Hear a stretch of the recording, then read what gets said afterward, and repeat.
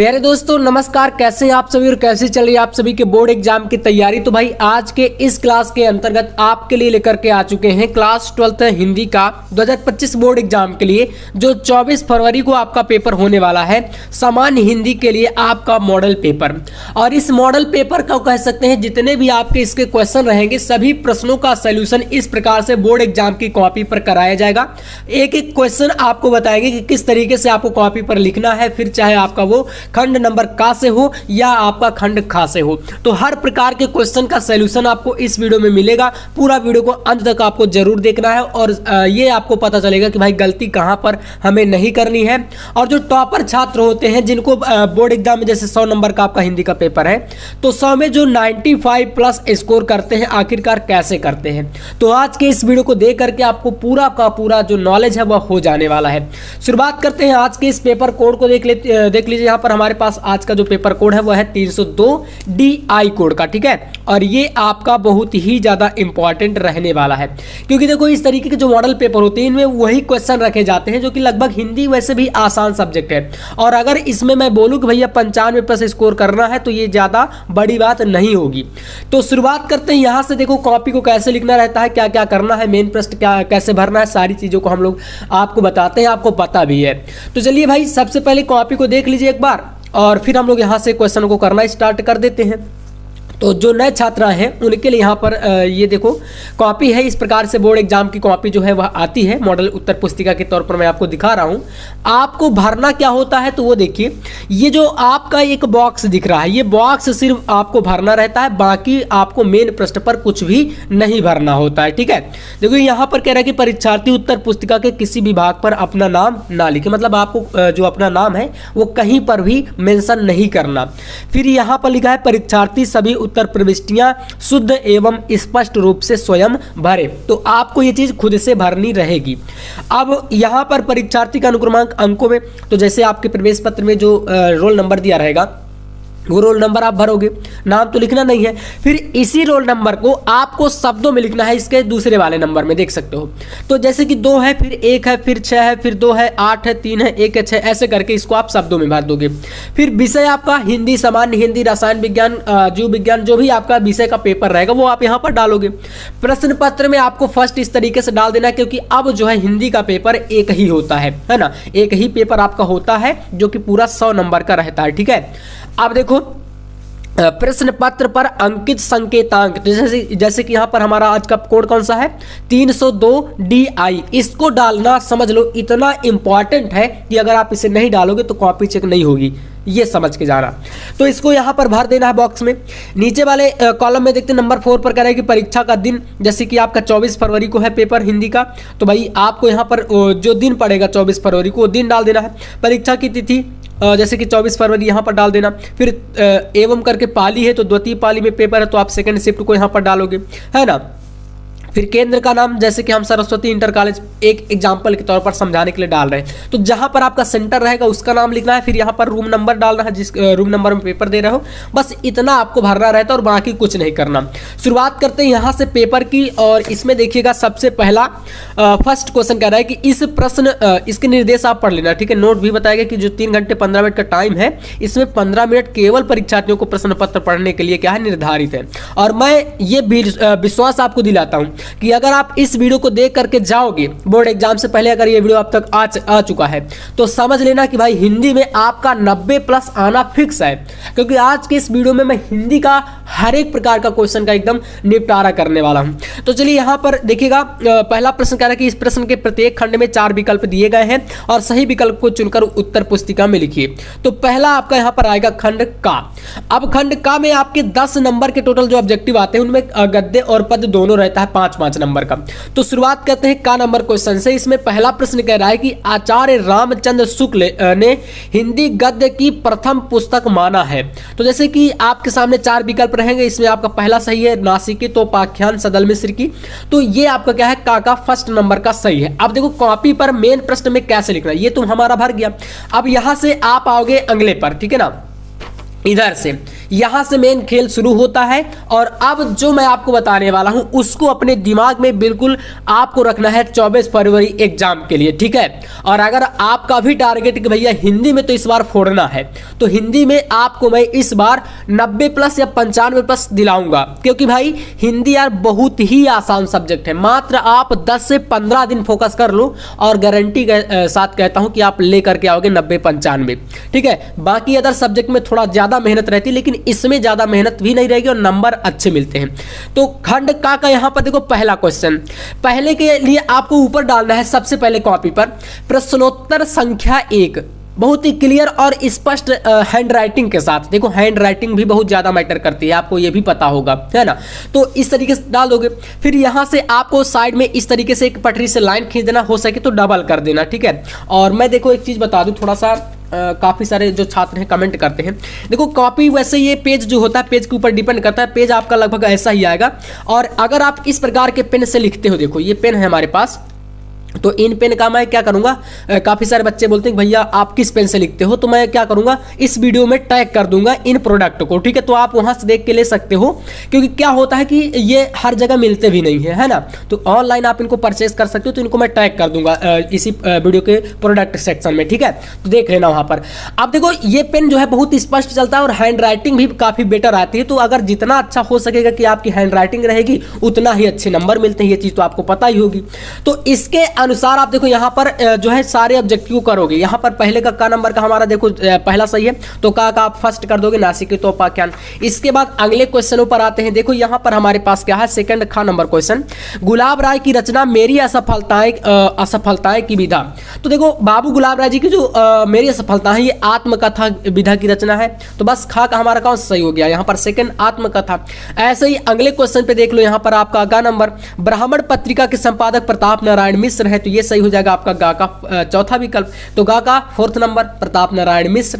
ऐसे ही आप यहां पर आ जाओ, सारा का सारा सॉल्यूशन के साथ आज के इस वीडियो में आपको मैं एक एक कि आपको जीवन परिचय कैसे लिखना है, कहानी कैसे लिखनी है ना, सारांश, संस्कृत के गद्यांश पद्यांश कैसे सॉल्व करने हैं, रस छंद अलंकार निबंध आवेदन पत्र, कुछ भी नहीं बचेगा। मतलब इस पेपर का पूरा निपटारा होगा, भले वीडियो थोड़ा सा लंबा बन जाए उसकी टेंशन नहीं। तो बस आपको थोड़ा सा टाइम देना है और बड़े ही आराम से आपको देखना है, ठीक है, इस वीडियो को।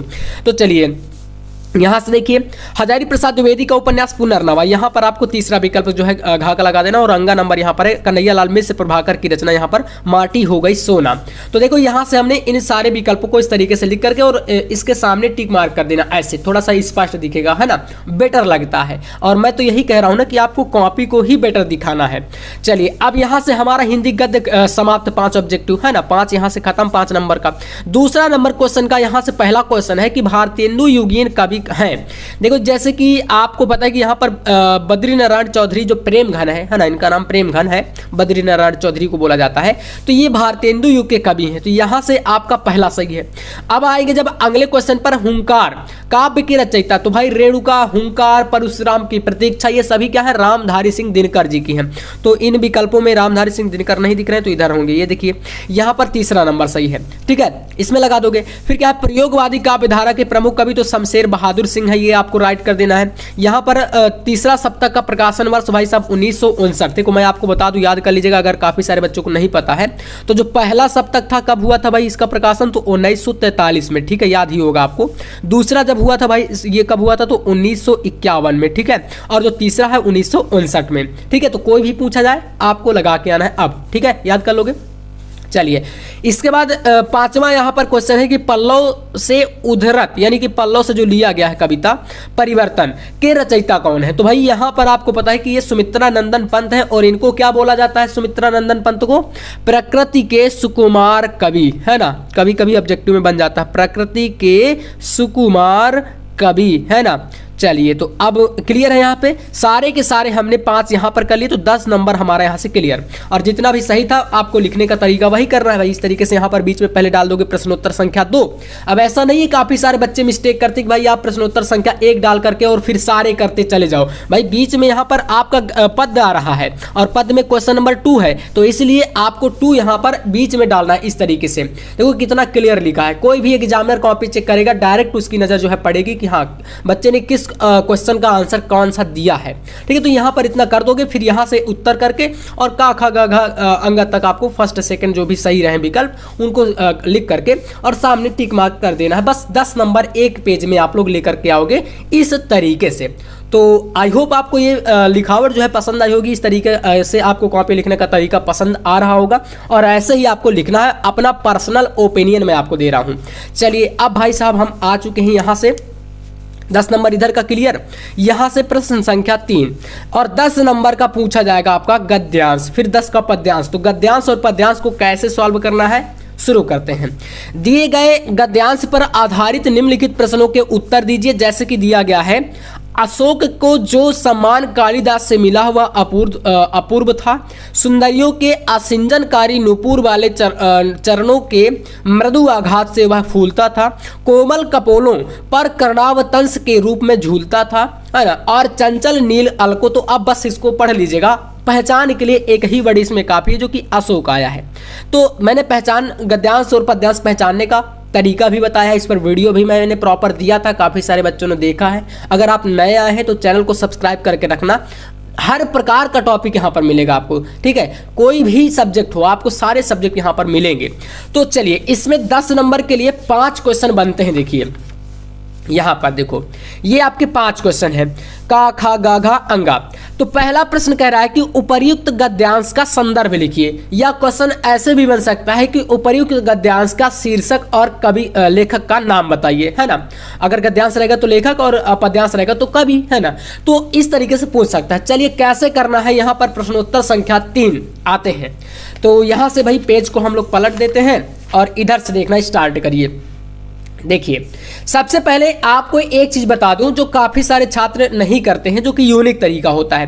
देखो एक गद्यांश आपको इधर दिया है और एक भाई साहब अथवा में आपको यहां पर देखने को मिल रहा है नीचे। निंदा कुछ लोगों की पूंजी होती है, ऐसे करके पूरा। इसके भी देखो 5 क्वेश्चन है। तो जैसे मान लो आपको ये वाला आ रहा है तो इसको करोगे। अगर ये वाला नहीं आ रहा अच्छे तरीके से तो फिर भाई साहब इसको करोगे। लेकिन इसके लिए बोलेंगे भैया एक चीज इंपॉर्टेंट है, वो क्या है, तो भाई इसका संकेत। संकेत के तौर पर जैसे आप इस वाले को कर रहे हो तो क्या करो, अशोक को जो सम्मान इतना लिख करके डॉट डैश करके आपको करना क्या है, लास्ट में जैसे यहाँ पर फूट उठता था इतना कर देना है। तो जो एग्जामिनर रहेंगे वो समझ जाएंगे कि भाई जो बच्चा है उसने कौन सा वाला गद्यांश हल किया है। देखो मैं आपको बता दूं यार, एक एक छोटी छोटी चीजें मैटर करती हैं अगर आपको नंबर चाहिए तो, है ना। तो अगर आपको ये है कि भाई कहीं पर नंबर ना कटे तो भाई हर छोटी से छोटी चीज को आपको खुद से सुधारना पड़ेगा, है ना। क्योंकि नंबर यार आपको लाने हैं, एग्जामिनर की इसमें कोई वो नहीं है। आप जो सोचते हो, काफी सारे लोग कहते हैं कि भाई नंबर काटे, तो कोई देखो नंबर काटने के लिए बिल्कुल नहीं चाहता कि आपके नंबर कटें।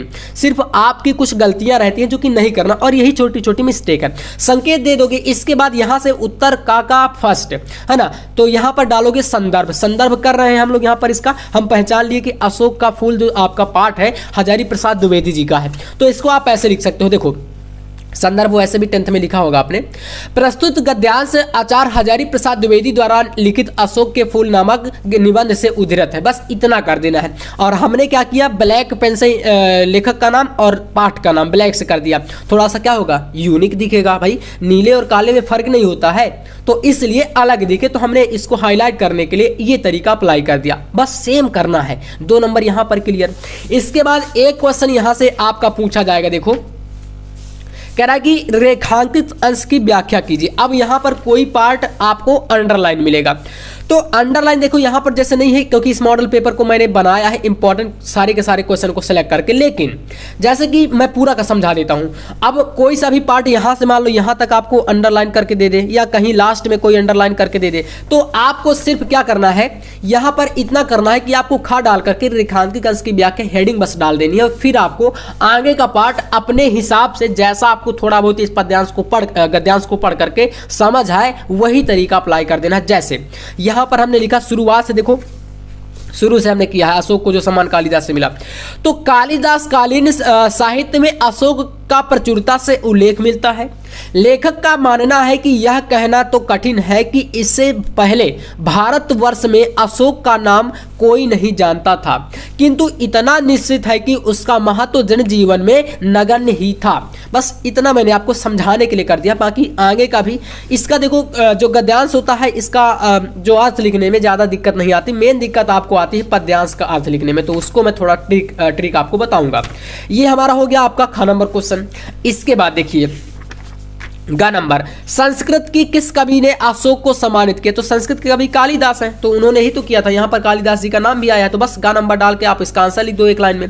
आपको लिखना है कि भाई संस्कृत के कवि कालिदास ने अशोक को अपने साहित्य में स्थान दिया या सम्मानित किया। इस प्रकार से 2 नंबर इसका मिल गया। इसके बाद नेक्स्ट क्वेश्चन अगला, अशोक पर फूल आने के संबंध में लेखक का क्या विचार है? तो इसका आप यहाँ पर इसी पैसेज में पढ़ोगे तो आपको आंसर मिल जाएगा, ठीक है, जब पूरा अच्छे तरीके से पढ़ोगे तो आंसर इसका रहेगा भाई, अशोक पर फूल आने के संबंध में लेखक के अनुसार मनुष्यों की मनोवृत्ति में परिवर्तन हुआ है।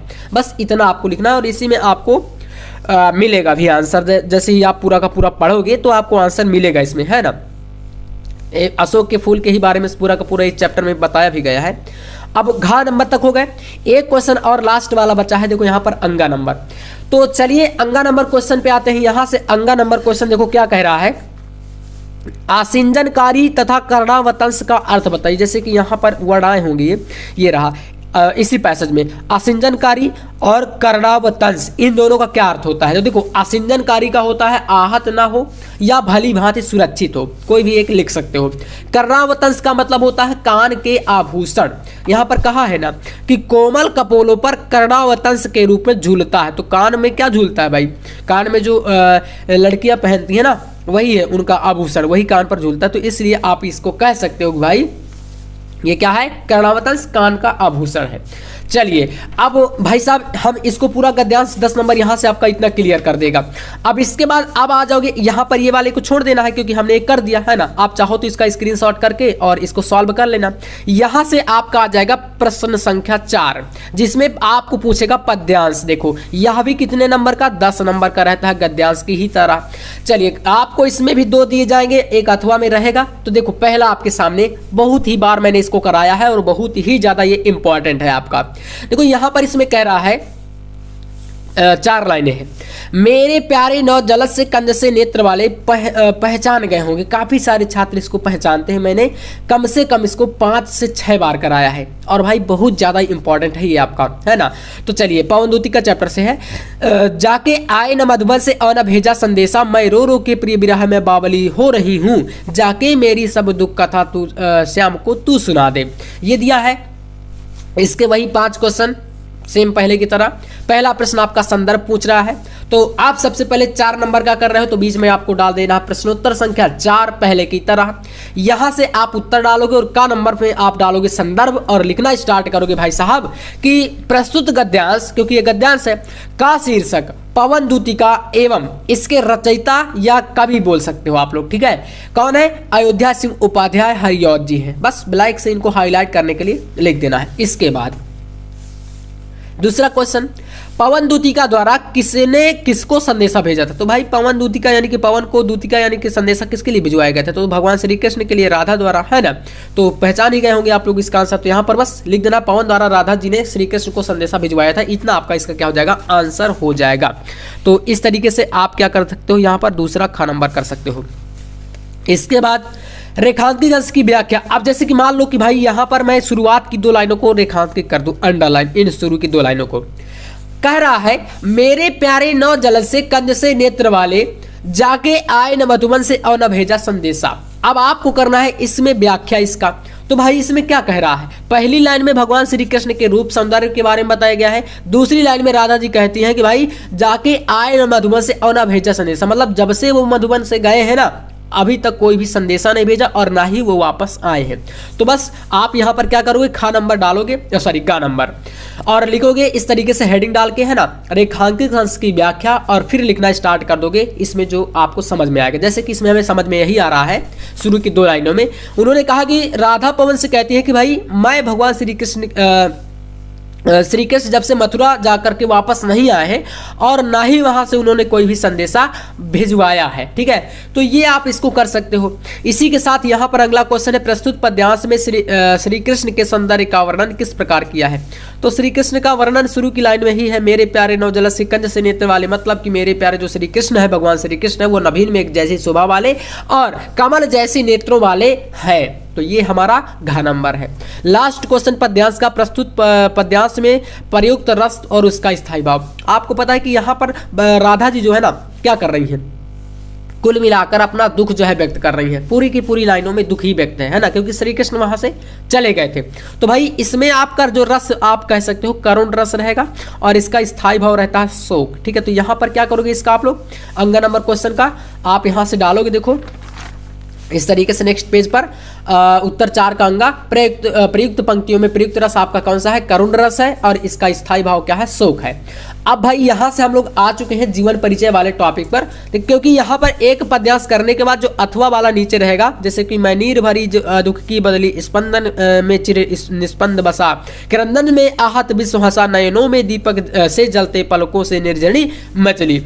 तो भाई इसको क्या करेंगे, छोड़ देंगे, है ना, एक ही हमें करना है। इसमें भी वही 5 क्वेश्चन रहेंगे। आप चाहो तो इसका स्क्रीनशॉट करके इसके क्वेश्चनों को सॉल्व कर सकते हो, क्योंकि अभी काफी सारे मॉडल पेपर मैं प्रोवाइड कराऊंगा, तो और भी जो इंपॉर्टेंट क्वेश्चन रहेंगे उनको मैं उनमें सम्मिलित करके आपको करा दूंगा। ठीक है, तो बस कुछ नहीं करना, आपको चैनल को बस सब्सक्राइब करना है, बाकी टेंशन को छोड़ देना है। और 95+ की जो आपकी गारंटी है ना वो मैं लेता हूँ, बस आपको मैं जो कराऊँ उसको कर लीजिएगा। हिंदी में तो मैं आपको 200% गारंटी के साथ कहता हूँ कि आप लेकर के आओगे 95। बस आपको करना क्या भाई, थोड़ा सा हैंड राइटिंग सुधारनी है और कॉपी को जैसे मैंने लिखा है अगर इस तरीके से भी लिख करके आओगे तो बहुत ही बेटर नंबर आपको मिलेंगे, इसमें कोई दो राय नहीं है। चलिए यहां से आते हैं प्रश्न संख्या 5। इसमें भाई कवि और लेखक, ठीक है ना, कवि का और लेखक का ये आते हैं भाई जीवन परिचय। इसमें 5-5 नंबर के रहते हैं दोनों। पहला का नंबर है इसमें निम्नलिखित में से किसी एक लेखक का, जैसे कि आपके सामने 1 2 3 दिए हैं, एक का करना है। जैसे हजारी प्रसाद द्विवेदी जी का मैं आपको बता देता हूँ, 80 शब्दों में लिखना रहता है। सबसे पहले प्रश्नोत्तर संख्या 5 डालोगे, है ना, इतना कर लोगे। और उसके बाद यहाँ से जीवन परिचय और 12th में आपको साहित्यिक परिचय भी देना होता है। साहित्यिक परिचय लिखते हुए कलाकृतियों में प्रकाश डालिए। तो देखो यहाँ से आपको करना क्या है, पहले थोड़ा सा इनका परिचय बता देना है, जीवन परिचय। जैसे यहां से लिखा गया है कि आचार्य हजारी प्रसाद द्विवेदी का जन्म बलिया जिले के दुबे का छपरा नामक ग्राम में एक सरयू पारी ब्राह्मण परिवार में सन 1907 ईस्वी को हुआ था। पारिवारिक परंपरा के अनुसार इन्होंने प्रारंभ में संस्कृत का अध्ययन किया और सन 1930 ईस्वी में काशी विश्वविद्यालय से ज्योतिषाचार्य की परीक्षा उत्तीर्ण की। भारत सरकार ने सन 1957 में इन्हें पद्म भूषण की उपाधि प्रदान की और इसके पश्चात इन्होंने भारत सरकार की हिंदी संबंधी विविध योजनाओं में का उत्तरदायित्व संभाला था और इनका देहांत 19 मई 1979 ईस्वी को हो गया। देखो ये एक शॉर्ट सा जीवन परिचय था, ठीक है। अब थोड़ा साहित्य में इन्होंने क्या क्या योगदान दिया, क्योंकि साहित्यिक परिचय 12th में पूछता है, तो इसके साथ आपको थोड़ा साहित्य में योगदान भी इनका बताना पड़ेगा। तो देखो इस तरीके से आप हेडिंग डाल दोगे साहित्यिक योगदान, है ना, या साहित्यिक परिचय बोल सकते हो। तो आप यहां से लिखोगे, देखो आधुनिक युग के गद्यकारों में आचार्य हजारी प्रसाद द्विवेदी का महत्वपूर्ण स्थान है। उनकी रचनाओं में प्राचीनता और नवीनता का अपूर्व समन्वय हुआ है और उनके विषय विवेचन में गंभीरता और शालीनता स्पष्ट रूप से प्रतिबिंबित है या होती है। ये आपका साहित्य में इतना थोड़ा सा परिचय दे देना है। फिर कृतियां जब इनकी आएंगी 5 नंबर कैसे मिलेंगे वो बता रहा हूँ। लिखने को तो जीवन परिचय सब लोग लिख के आएंगे, मैं मानता हूँ, लेकिन भाई 5 में 5 नंबर नहीं मिलेंगे। फिर अगर पूरा चाहिए तो आपको इस तरीके से करना पड़ेगा। कृतियों में आपको अलग अलग सभी का लिखना, जैसे कि आप इनका उपन्यास अलग से, बाणभट्ट की आत्मकथा, चारू चंद्रलेख, अनामदास का पोथा, ऐसे, है ना। इसके बाद आलोचनात्मक ग्रंथ जो इनके हैं इस तरीके से सूरदास, कबीर, साहित्य का मर्म, साहित्य सहचर, है ना। फिर निबंध में अशोक के फूल, कुटज, विचार प्रवाह, विचार और वितर्क, ये हो जाएंगे। इतिहास में हिंदी साहित्य का आदिकाल, हिंदी साहित्य की भूमिका और हिंदी साहित्य। इस तरीके से भाई पूरा का पूरा आपको एक पेज, देखो कॉपी का ये भर गया और इधर हमने लगभग एक पेज से थोड़ा सा कम इसको हमने भर दिया। इतना लिख दोगे तो भाई कोई भी एग्जामिनर आपका 1 नंबर नहीं काटेगा, इसका मैं फुल गारंटी लेता हूं। चलिए यहां से आपका जो लेखक जीवन परिचय है वो समाप्त होता है, ठीक है ना। इनका हमने कर दिया एक 5 नंबर क्लियर यहाँ से। इसके बाद ख नंबर में आता है आपका किसी एक कवि का, देखो कह रहा है कवियों में आपके सामने मोस्ट इंपॉर्टेंट मैथिली शरण गुप्त है, यहाँ पर रामधारी सिंह दिनकर है। अज्ञे जी का उतना इंपॉर्टेंट नहीं है लेकिन पूछा जाता है, इसकी जगह पर आप एक और तैयार कर लेना, महादेवी वर्मा जी का, ठीक है ना। तो चलिए मैथिली शरण गुप्त जी का हम तैयार करते हैं। इनको राष्ट्र कवि भी कहा जाता है, क्या बोलते हैं, राष्ट्र कवि। तो इसमें कैसे लिखना है, आप 5वें के खा का कर रहे हैं, ठीक है, 5वें के खा में आप कौन सा, फर्स्ट नंबर, तो सारा कुछ क्लियर लिखना पड़ेगा। चलिए तो यहां पर आप सबसे ऊपर डालोगे प्रश्नोत्तर संख्या क्या, 5। जब इतना डाल दोगे इसके बाद आप उत्तर खा का फर्स्ट, और फर्स्ट में क्या है, मैथिली शरण गुप्त। फिर यहां पर हेडिंग डालोगे जीवन परिचय। तो यहां से देखते हैं, तो आप यहां से देखो लिखना स्टार्ट कर दोगे कि भाई हिंदी साहित्य के गौरव राष्ट्र कवि, क्योंकि मैंने बताया कि भाई जो मैथिली शरण गुप्त है इनको राष्ट्र कवि की उपाधि से भी सम्मानित किया गया है। तो कहीं ना कहीं आपको जब जीवन परिचय लिखना स्टार्ट करो तो किसी भी कवि या लेखक का लिखो तो कुछ उनकी जो उपलब्धियां हैं उन पर ज्यादा ध्यान दो, ठीक है, क्योंकि ज्यादातर जो एग्जामिनर होते हैं वो इन चीजों को बहुत ज्यादा फोकस करते हैं। तो राष्ट्र कवि मैथिली शरण गुप्त का जन्म सन 1886 ईस्वी में चिरगांव जिला ललितपुर, पहले यहाँ पर झांसी करके आता था, लेकिन आपको पता है कि झांसी और ललितपुर लगभग क्या है, सेम है, वहीं पर मतलब आसपास है। तो अब यहां पर काफी सारे बुक्स में ललितपुर भी लिख करके आता है, तो अगर आप झांसी लिखते हैं तो कोई दिक्कत नहीं, वहां पर वो भी आपका सही माना जाएगा। ललितपुर के एक प्रतिष्ठित वैश्य परिवार में हुआ था और इनके पिता सेठ रामचरण गुप्त हिंदी के एक अच्छे कवि थे। घर पर ही इन्होंने बंगला, संस्कृत और मराठी का अच्छा ज्ञान प्राप्त कर लिया था और गुप्त जी को आगरा विश्वविद्यालय ने डीलिट की उपाधि यानी मानद उपाधि से अलंकृत किया था। डीलिट मतलब होता है डॉक्टर ऑफ लिटरेचर। सन 1954 ईस्वी में भारत सरकार ने पद्म भूषण से भी अलंकृत किया। सरस्वती का यह महान उपासक 12 दिसंबर सन 1964 ईस्वी को परलोकवासी हो गया या इनका देहावसान हो गया, ठीक है। अब ये जीवन परिचय था। साहित्यिक योगदान, क्योंकि भाई मैंने बताया कि 12th में अगर आप जीवन परिचय लिख रहे हो तो भाई साहित्यिक परिचय या साहित्यिक योगदान देना बहुत ज्यादा जरूरी है। तो इस तरीके से हेडिंग डाल दो ना, ब्लैक पेन से लिखना स्टार्ट करना है। मैथिली शरण गुप्त एक युग पुरुष के रूप में हिंदी में अवतरित हुए। उन्होंने हिंदी को अपनी प्रतिभा के स्पर्श से जो संजीवनी शक्ति प्रदान की तथा राष्ट्र की, यहां से नेक्स्ट पेज पे आते हैं, चेतना को जगा करके उसे जो वाणी दी है उसी के फल स्वरूप वे जन जीवन में के सर्वाधिक प्रिय कवि बने हैं। अब इसके बाद देखो कृतियां जब आती हैं तो भाई कृतियों में वही चीज मैंने बताया कि भाई अलग अलग करके लिखना, जैसे कि आपका इनका नाटक हो गया, अनुदित काव्य हो गया, मौलिक काव्य हो गया, सभी के अलग है, देख सकते हो। मैं ये नहीं कह रहा हूं कि आप पूरा लिखो, जैसे नाटक लिख रहे हो तो जरूरी नहीं कि आप वहां पर जितने भी इनके नाटक है सभी को लिखना जरूरी है, सिर्फ 2-3 लिख दो, इतना काफी है और इतने में आपको इनफ नंबर मिल जाएंगे। तो ये रहे आपके पास यहाँ पर नाटक में चंद्रहास, अनग, अनुदित में आपका मेघनाथ वग, ब्रजभाषा और वीरांगना। मौलिक काव्य में आप देख सकते हो भारत भारती, जो कि कई बार आपने पढ़ा होगा, है ना, जयद्रथ वध और पंचवटी। तो इस तरीके से भाई जीवन परिचय वाला जो आपका टॉपिक है यहाँ से हमारा 5वां क्वेश्चन है ना, ये वाला कभी कभी का नंबर वाला हमने 1 कर दिया, हजारी प्रसाद द्विवेदी जी का 5 नंबर यहाँ मिलेगा। और खा नंबर में हमने क्या किया, मैथिली शरण गुप्त जी का इसको कर दिया तो 5 यहाँ पर मिल जाएगा। 10 ऐसे आपको यहाँ पर लेकर के आना है और शब्द सीमा रहेगी भाई 80 शब्दों की। तो देख सकते हो मैंने जो आपको एक पेज में ये पूरा लिख करके बताया और मैथिली शरण गुप्त जी का, और इधर आपको बताया तो एक मतलब 80 से तो ज्यादा ही है, ये तो मैं 100% कहूंगा। इतना कर दो तो आराम से पूरे आपको नंबर मिल जाएंगे।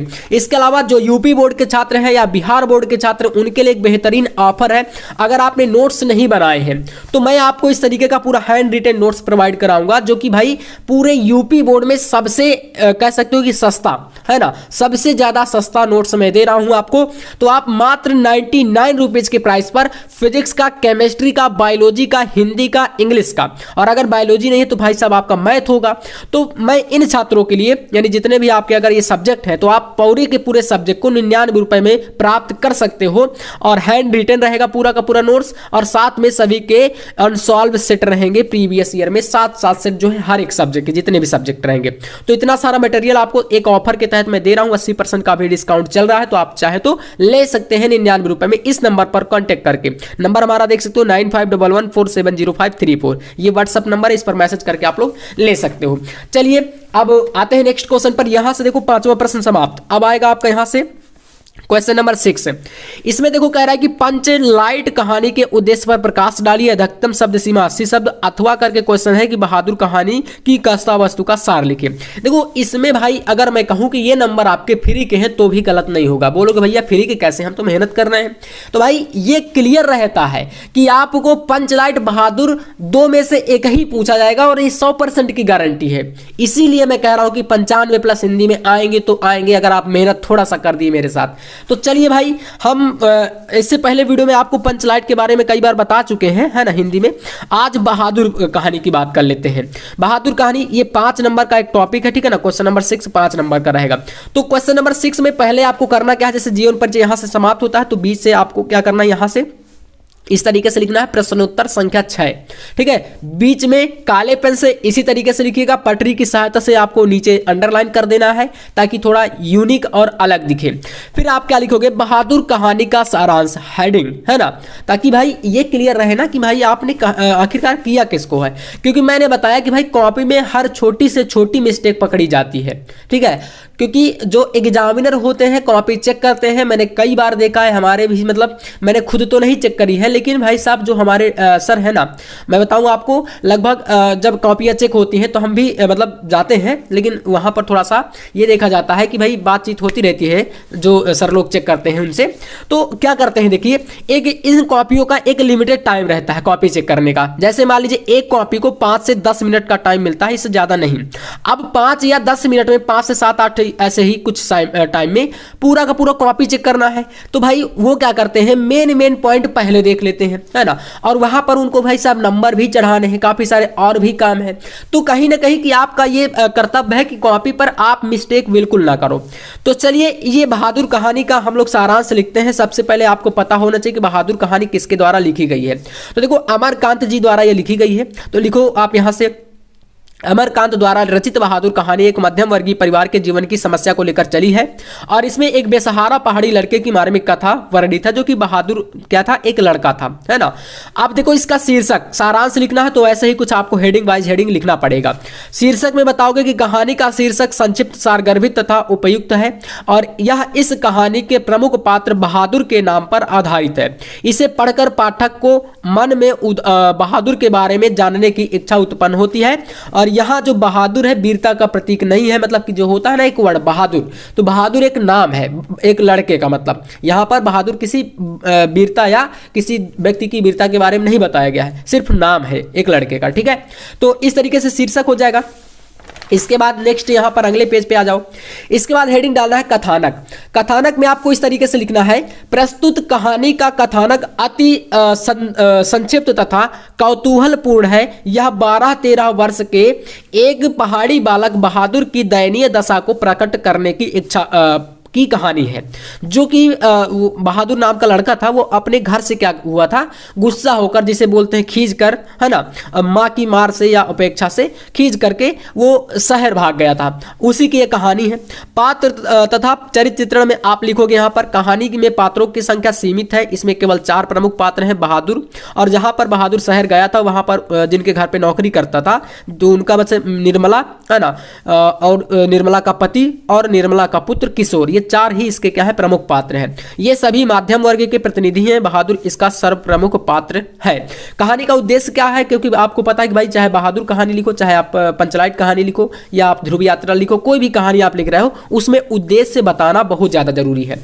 तो ऐसे हेडिंग डाल दोगे उद्देश्य और लिखोगे, कहानी निम्न मध्यम वर्गीय समाज के मनोविज्ञान का वास्तविक चित्र अंकित करती है। आधुनिक समाज झूठे प्रदर्शन और शान शौकत में विश्वास करता है, वह बनावटी जिंदगी जीना पसंद करता है। कहानी में निम्न वर्ग के प्रति सहानुभूति रखते हुए मध्यम वर्ग के लोगों की स्थिति को वास्तविकता से समझाया गया है।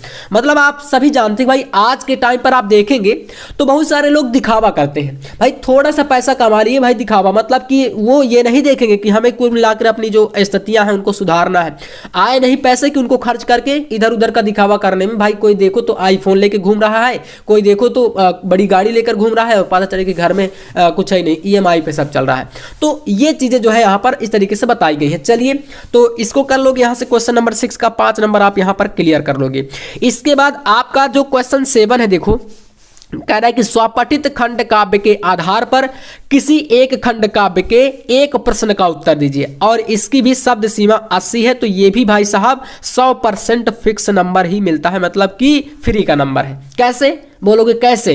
तो भाई देखो, जैसे बता दें, आपके पास का नंबर दिया है यहाँ पर, का में फर्स्ट और सेकंड, का नंबर में कितने हैं 1 और 2, ऐसे ही खा में आपके 1 और 2, गा में भी आपके 1 और 2, घा में भी आपके 1 और 2। तो यहाँ पर सभी में का खा गा घा सभी में 2 दिए हैं, और कितना करना है तो कोई एक आपको कह रहा ना कि किसी एक का करिए आप, ठीक है। जैसे कि त्यागपति खंड काव्य की कथा वस्तु संक्षेप में, या तो आप इसे करोगे अगर आपके जिले में आता है तब।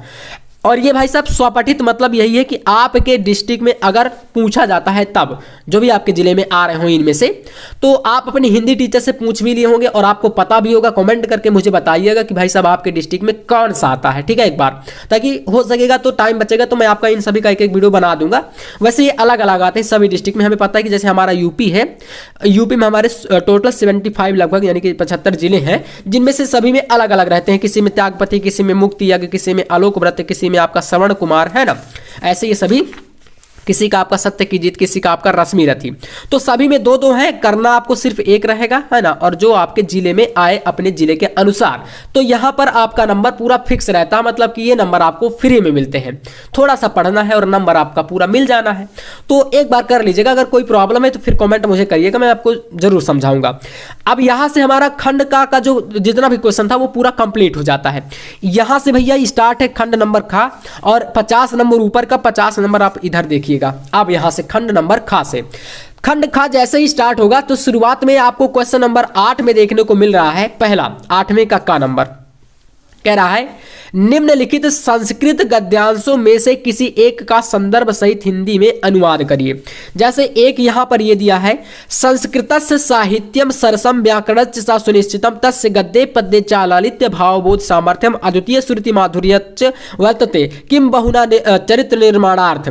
यहां पर थोड़ा टाइपिंग मिस्टेक है, चरित्र निर्माणार्थ यादृशी सत्प्रेरणानाम संस्कृत वांग्मयम ददाति न तादृशी किंचित मूलभूतानाम मानवीय गुणानाम यादृशी विवेचना संस्कृत साहित्य वर्तते न अन्यत तादृशी। ये एक पूरा का पूरा संस्कृत के चैप्टर से उठाया गया पद्यांश है ना। और इसी तरीके से एक अथवा में रहेगा, ठीक है। यहां पर महामना विद्वान वक्ता धार्मिक नेता पटु पत्रकार आसित ऐसे करके दिया है इधर। तो जैसे हमें ये वाला नहीं करना है ना, हमें इसको करना है। तो पहले हम पहचान लिए होंगे कि भाई ये कहाँ से लिया गया है। तो जैसे कि आपका चैप्टर संस्कृत भाषा महत्वम है, वो बहुत ज़्यादा महत्वपूर्ण है, उसी चैप्टर से है। तो सबसे पहले करोगे क्या आप कॉपी पर, देखो यहाँ से जैसे हमारी एक कॉपी भर गई, हमने दूसरी कॉपी यहाँ से निकाली। ऊपर आपको डालना है प्रश्नोत्तर संख्या 8, ऐसे ही पूरा सेम टू सेम बिल्कुल बेहतरीन तरीके से कॉपी को एकदम मतलब धुआं करके आना है आपको हिंदी का पेपर। कुल मिलाकर ये दिमाग में आपके चलना चाहिए 24 घंटे, जब तक पेपर नहीं हो जाता। तो ये करोगे, इसके बाद उत्तर डालोगे। यहाँ से का नंबर में आपको वही चीज जो कि आप गद्यांश पद्यांश में संकेत देते आए हो, जैसे वही संकेत आपको यहाँ पर देना है। तो जैसे कि 2 गद्यांश है, अब अथवा में भी है, तो हम इसको अगर कर रहे हैं तो यहाँ पर संस्कृत से साहित्यम लिख के लास्ट के आपको वर्ड लिख देना है। तो ये आपका हो जाएगा संकेत, क्लियर हो जाएगा कि आपने इसको किया है। फिर इसका संदर्भ, क्योंकि संदर्भ और हिंदी अनुवाद दोनों का 7 नंबर मिलता है, जिसमें 2 नंबर आपका संदर्भ का और 5 नंबर का आपका हिंदी अनुवाद करने का। तो 7 नंबर ऐसे मिलते हैं। चलिए संदर्भ देखो कैसे इसका लिखा गया है। तो लिखा है, प्रस्तुत संस्कृत गद्यांश हमारी पाठ्य पुस्तक संस्कृत दिग्दर्शिका के संस्कृत भाषाया महत्वम नामक पाठ से अवतरित है। बस 2 नंबर भैया इतने का मिल जाएगा आपको, लिख लोगे, बहुत ईजी है। देखो बिल्कुल, मतलब अब इससे ज्यादा मैं क्या ही आपको समझाऊं। फिर इसके बाद अनुवाद, हिंदी अनुवाद की बात करते हैं। तो देखो जो यहां पर बताया गया है आपके सामने, संस्कृतस्य साहित्यम सरसम, मतलब कि संस्कृत का साहित्य क्या है, सरस है। सरस का मतलब आसान या सरल, है ना। उसके बाद व्याकरण सुनिश्चित, मतलब इसका व्याकरण क्या है, सुनिश्चित है। इसके गद्य और पद्य में यहां पर क्या रहना, तस्य, तस्य मतलब क्या होता है, उसका या उसके। संस्कृत का भी थोड़ा बहुत मीनिंग पढ़ लेना, क्योंकि ये मतलब काफ़ी इंपॉर्टेंट होता है। ये अगर आपने पिछली क्लासों में संस्कृत थोड़ा बहुत पढ़ी होगी तो आपको आएगा। तो इस पूरे पैसेज का यहीं पर देखो अनुवाद बताया गया है। इसका व्याकरण सुनिश्चित है, इसके गद्य और पद्य में लालित्य भावों को स्पष्ट करने की शक्ति है और अनुपम श्रुति मधुरता है। अधिक कहने को क्या, चरित्र के निर्माण के लिए, मतलब इससे ज्यादा क्या कहें, चरित्र के निर्माण के लिए जैसी विवेचना और सत्प्रेरणा संस्कृत भाषा देती है, वैसा प्रेरणा किसी दूसरे साहित्य में नहीं है। और यही बताया गया है, यादृशी विवेचना संस्कृत साहित्य वर्तते, यानी जैसी विवेचना संस्कृत के साहित्य में है, ना अन्यत्र, मतलब ऐसा कहीं नहीं है, तादृशी, ऐसी विवेचना। तो भाई इसका यही पूरा का पूरा आपका हिंदी अनुवाद है, इसको कर लोगे। अब यहां से आप आ जाओगे खा नंबर पर, देखो एक करके एक छोड़ देना है। इसमें जब आओगे तो कह रहा है निम्नलिखित संस्कृत श्लोक में से किसी एक श्लोक का आप लोग संदर्भ सहित अनुवाद करो, ये भी 7 नंबर का।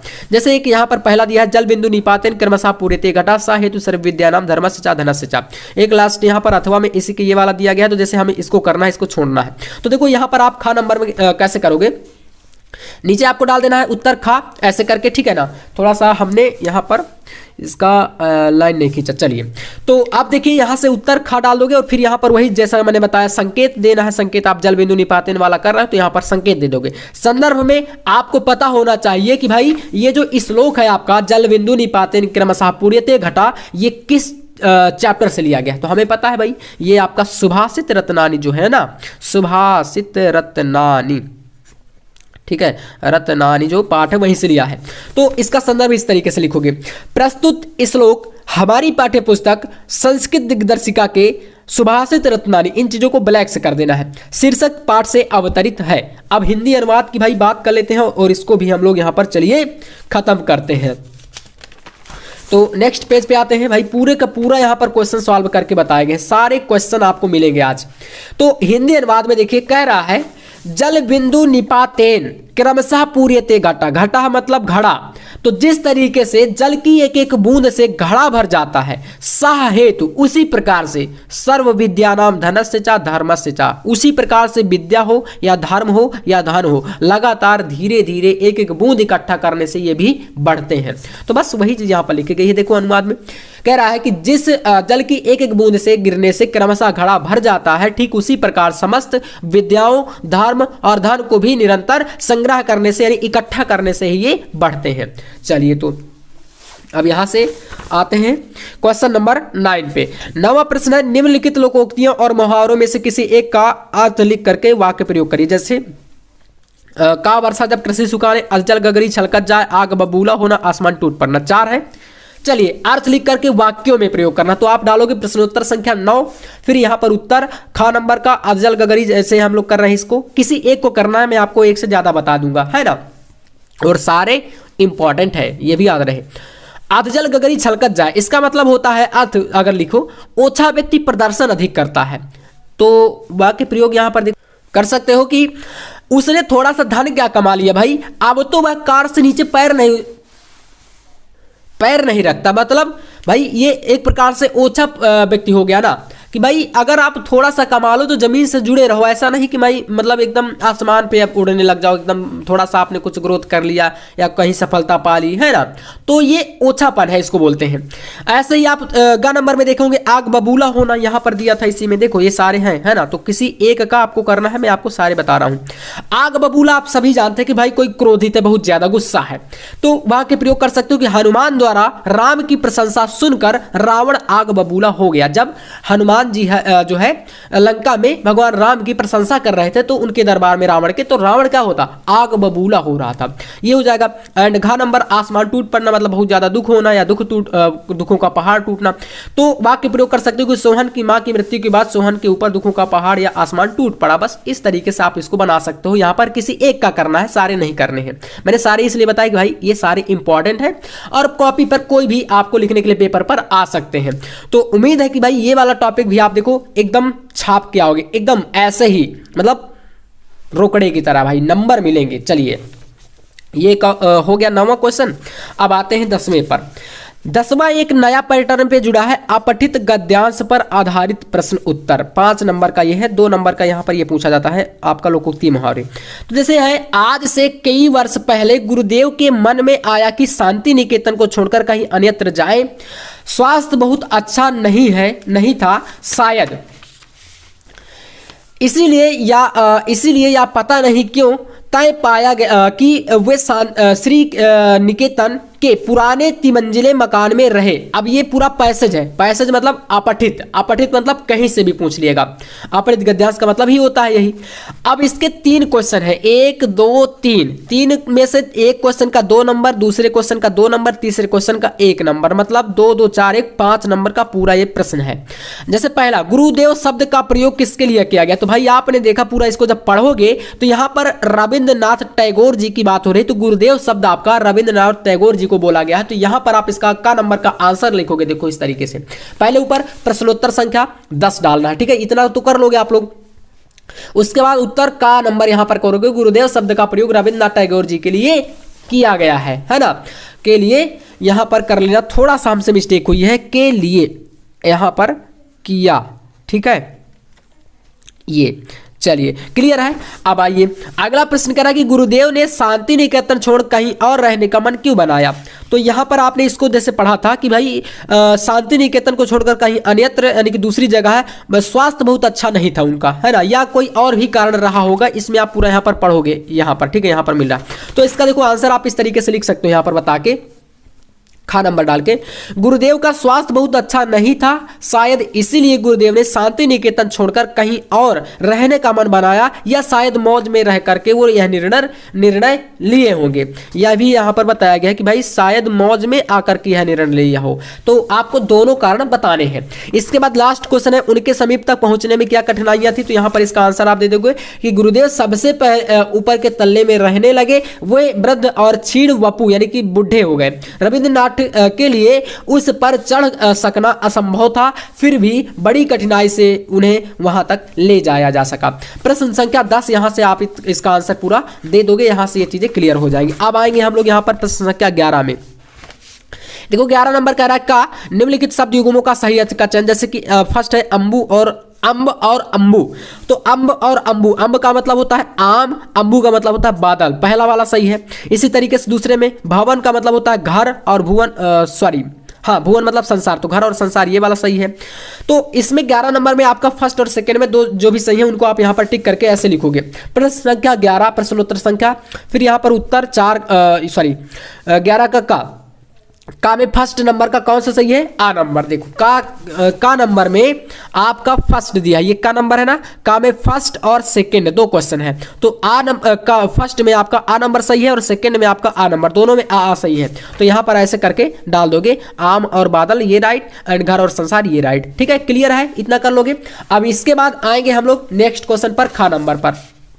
खा नंबर, निम्नलिखित शब्दों में से किसी एक शब्द के 2 अर्थ लिखो। जैसे यहां पर आपके सामने वारिद, आपको कोई 2 अर्थ लिखने हैं, तो मैंने देखो यहां पर वारिद का मेघ और बादल होता है, द्विज का आपका ब्राह्मण, दांत, अंडज, पक्षी, चंद्रमा, जो भी आपको याद हो जाए याद कर लो भाई, बहुत सारे हैं। मित्र का आपका दोस्त और सखा, तो किसी एक का करना है, तो हमने तीनों का यहां पर बता दिया ताकि आपको इन फ्यूचर काम आते रहे। चलिए, तो यहां से आप लोग खा नंबर डालोगे, प्रश्नोत्तर संख्या 11 का खा, इसमें आप एक का करोगे, जैसे मित्र का हम लिख देते हैं दोस्त और सखा, ये हो जाएगा हमारा। इसके बाद अब खा नंबर का क्वेश्चन समाप्त। अब हम लोग करेंगे भाई गा नंबर को। देखो, निम्नलिखित वाक्यांशों के लिए एक सही शब्द का चयन करिए। जैसे कि फर्स्ट कह रहा है कि जिसका कहीं अंत ना हो, तो क्या बोलते हैं उसको? अनंत बोलते हैं। और सेकंड नंबर है कम बोलने वालों को क्या बोलते हैं? तो मितभाषी बोलते हैं। तो ये सही हो गया हमारा गा में। तो यहां पर आपका गा के फर्स्ट में बा अनंत सही है और सेकंड में आपका मितभाषी सही है, सा नंबर का, ये हो जाएगा। अब नंबरिंग आपको क्लियर करनी है कि ताकि जो एग्जामिनर है भ्रमित ना हो कि आप कौन से का कौन सा नंबर का आपका सही किया है। इस तरीके से आप ये सारे क्वेश्चनों को यहाँ पर नंबर वाइज पूरा नंबरिंग के साथ आप लोग डाल सकते हो, ठीक है, ये क्लियर हो जाएगा। अब यहाँ पर एक जो सबसे बड़ी यहाँ पर क्वेश्चन आता है, छोटा सा क्वेश्चन कह रहा है कि किस इनमें से किन्हीं 2 वाक्यों को आपको शुद्ध करके लिखना है। जैसे कि आप देख सकते हो कि भाई कह रहा है कि पुत्री पराया धन होता है, तो इसमें ती कर दो। छोटी छोटी गलतियां हैं, कॉमन मिस्टेक, तो आप इनको सही करके लिख सकते हो। इसके बाद आ चुके हैं भाई फाइनल पेपर, यहां से लास्ट पेज पर, और ये जो पेज रहेगा भाई 6 नंबर का आपका रस छंद अलंकार, ठीक है, 6 नंबर का पत्र लेखन और 9 नंबर का निबंध, मतलब 6 6 12 और 9 टोटल 21 है ना। तो इस तरीके से 21 नंबर का ये पोर्शन कैसे करना है, चलिए शुरू करते हैं। सबसे पहले रस छंद अलंकार की बात करते हैं। तो प्रश्न संख्या 12 के अंतर्गत का नंबर है करुण रस अथवा शांत रस, कोई 2 में से एक करना है। तो यहां पर देखो प्रश्नोत्तर संख्या 12 डालोगे और यहां से उत्तर का फर्स्ट, जैसे करुण रस हम कर रहे हैं, तो करुण रस इसकी परिभाषा देखिए, यहां पर लिखोगे इसका स्थायी भाव पहले शोक है ना, होता है ना, तो लिखोगे शोक अथवा दुख की अवस्था में जो शोक का स्थायी भाव जब विभाव अनुभाव और संचारी भाव का सहयोग पाकर पुष्ट होता है वहां पर करुण रस की उत्पत्ति होती है, या वो इसे करुण रस कहते हैं। अपनी भाषा में लिखना है आपको, ठीक है, किताबी भाषा में नहीं, अपनी भाषा में। इसके बाद देखो यहां से अब उदाहरण की बात चाहिए, उदाहरण की बात कर लेते हैं। देखो यहां पर इसका प्यारा सा उदाहरण है, इस करुणा कलित हृदय में अविकल रागनी बाचती क्यों हाहाकार स्वरों में वेदना असीम गर्जत। तो प्यारा सा उदाहरण है, इसको लिख सकते हो इतना अच्छी हैंड राइटिंग में इसी तरीके से, और पूरा का पूरा आपका नंबर मिल जाएगा। का नंबर का क्लियर है। अब देखो खा नंबर में, तो यहां पर अब आपको क्या करना है भाई, खा नंबर डालना है। और खा नंबर में देख सकते हो श्लेष अलंकार या उत्प्रेक्षा। तो जैसे उत्प्रेक्षा हम लोग कर सकते हैं, हमें याद है अगर, तो हम क्या करेंगे, इसको उत्तर खा डालेंगे और यहां से लिखेंगे उत्प्रेक्षा अलंकार। जहां उपमेय और उपमान की भिन्नता जानते हुए भी क्या हो, उपमेय में उपमान की संभावना की जाए, वहां उत्प्रेक्षा अलंकार होता है। और इसमें कुछ वाचक शब्द आते हैं, जैसे कि मनु मानो जनु जानो आदि क्या है, ये वाचक शब्द जो है इसमें आते हैं। तो इस तरीके से ये क्लियर। इसके बाद इसका उदाहरण देना है, क्योंकि देखो सभी में क्या है, आपको परिभाषा और साथ में सभी का उदाहरण बहुत इंपॉर्टेंट है। 2 नंबर का रहता है तो 1 नंबर का परिभाषा, 1 नंबर का उदाहरण रहता है। इसमें भी देख लो, यहां पर भी उदाहरण। तो चलिए उत्प्रेक्षा का उदाहरण, तरनी तनुजा तट तमाल तरुवर बहुछाए झुके कुल सौ जल पर सनहित मनहु सुहाए। अब तरनी तनुजा तट तमाल ये आपका एक अनुप्रास अलंकार की भी परिभाषा उदाहरण दे सकते हो। और यहाँ पर उत्प्रेक्षा का पूरा जब लिखोगे तब उत्प्रेक्षा का माना जाएगा। यहाँ पर देख सकते हो आपका मनहु, ऐसे कुछ शब्द हैं जो कि आए हैं, ये आपका उत्प्रेक्षा अलंकार है। फिर कह रहे हैं कि गा नंबर में चौपाई या दोहा, इनमें से किसी एक का, तो जैसे चौपाई का कर देते हैं। यहाँ पर देखो चौपाई क्या होता है, यह समात्रिक छंद है, इसमें 4 चरण होते हैं और इसके प्रत्येक चरण में 16-16 मात्राएं होती हैं। उदाहरण यहाँ पर है, सकल सने शीतल रघुबर के गए कोस 2 दिन कर ढर के जलु थलु देख बसे निसि बीते कीन गबन रघुनाथ प्रीते। तो अब देखो इसका यहाँ पर आप इसकी मात्राएं कैसे लगाओगे। देखो जैसे लगा है यहाँ पर, एक लाइन का मतलब होता है लघु, और जो इस तरीके से यस जैसे बना है इसको बोलते हैं गुरु। तो लघु और गुरु में आपको लगाना रहता है। अब जो गुरु होता है इस तरीके का इसको 2 गिना जाता है, और जो एक सिंगल लाइन है इसको 1 गिना जाता है। और लगाना कैसे है, तो जैसे कि यहां पर गुरु लगा है, तो जहां पर आप किसी शब्द को पढ़ रहे हैं और उस शब्द को पढ़ने में थोड़ा सा टाइम ज्यादा लग रहा है, यानी अन्य शब्दों की अलावा अपेक्षा, तो वहां पर आप उसको गुरु मानोगे। जैसे सकल तुरंत पढ़ दे रहे हो तो सिंगल हो जाएगा, लघु लघु। सा नेह, तो ने में थोड़ा सा टाइम लगा, मतलब कि यहां पर क्या लग गया, गुरु। अब ऐसे ही पूरा देख लो, सभी में लगा है, गिनती करोगे तो देखो 3 ये हो गए, और 1 4, और ये 2 इसको गिनेंगे 6, 1 7, 7 3 10, और 10, और यहां पर 4 14, और 2 16, मतलब कि पहले लाइन में 16 मात्राएं। और यही देखो परिभाषा भी कह रही है, इस तरीके से इसका भी गिन लो। 3 यहां पर हुआ, 3 6 हो गया, 6 2 8, और 2 10, 2 12, 2 14, और ये 2 16, इसमें भी 16। ऐसे ही सभी में आप स्पष्टीकरण के तौर पर लिख सकते हो। यहाँ पर सब में क्या रहेगा, 16-16 मात्राएं आपको देखने को मिलेंगी। चलिए ये क्लियर है। क्वेश्चन नंबर 13 में कहना है कि छात्रावास की जीवन शैली विषय पर अपने मित्र को एक पत्र लिखिए, अथवा मैं कह के दिखाया यहाँ पर विद्यालय में खेलकूद की सामग्री की ओर ध्यान दिलाते हुए प्रधानाचार्य को एक पत्र। तो जैसे इसको हमें करना है, चलिए 6 नंबर का पत्र लेखन। तो नेक्स्ट पेज पे भाई आते हैं यहाँ से, और डालेंगे सबसे पहले ऊपर की तरफ प्रश्न उत्तर संख्या 13, और जिस नंबर का आप कर रहे हैं उसको देखिए। यहाँ पर उत्तर लिखोगे पहले प्रश्न, क्योंकि 2 आपके अथवा में है ना, यहाँ पर देखो एक ये भी है एक ये भी है, तो दोनों में से कौन सा कर रहे हो इसके लिए आप प्रश्न लिख देना, थोड़ा सा टाइम ज्यादा नहीं लगेगा इसमें। तो यहाँ पर आप लिखोगे विद्यालय में खेल कूद की सामग्री की ओर ध्यान आकर्षित करने हेतु विद्यालय प्रधानाचार्य को पत्र। फिर यहाँ से देखो स्टार्ट कर देना, प्यारा सा पत्र लिखना है। सेवा में श्रीमान प्रधानाचार्य महोदय जी, आदर्श इंटर कॉलेज, कोई कॉलेज का नाम लिख देना, एड्रेस डाल देना फालतू में, मतलब कुछ भी लिख के डाल देना, है ना। जरूरी नहीं कि आप इस पर बिल्कुल एग्जैक्ट लिखो, इसका प्रारूप बनाना रहता है, मेन चीज वहां पर प्रारूप है।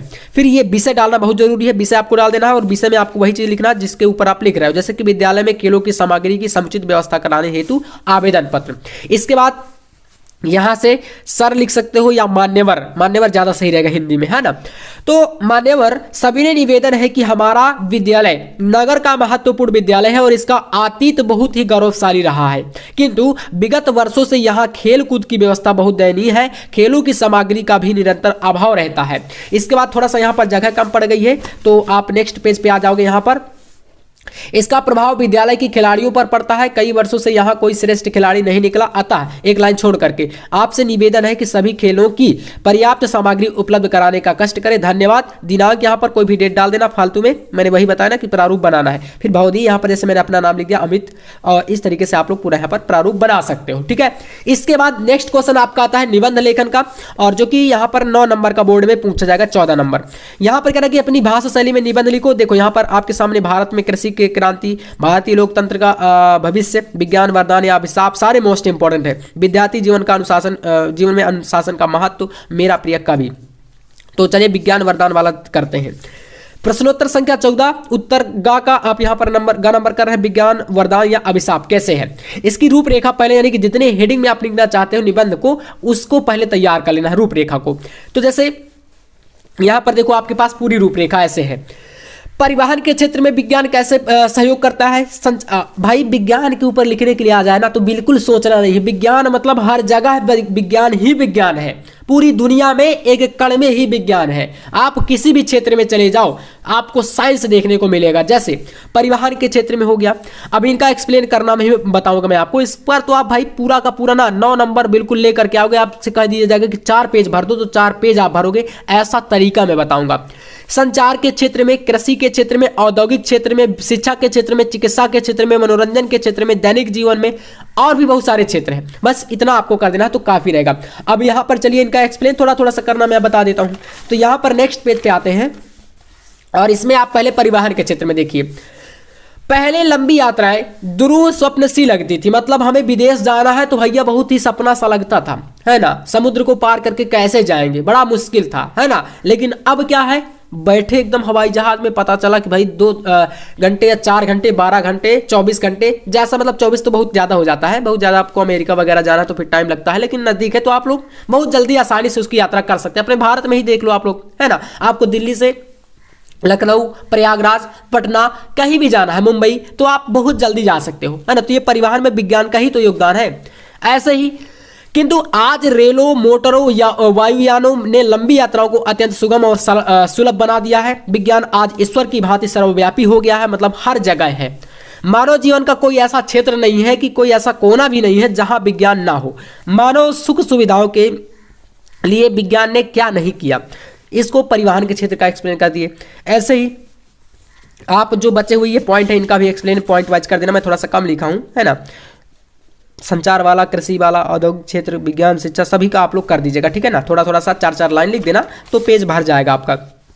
अब लास्ट में आपको ये हेडिंग लिखना, लास्ट में विज्ञान अभिशाप कैसे है।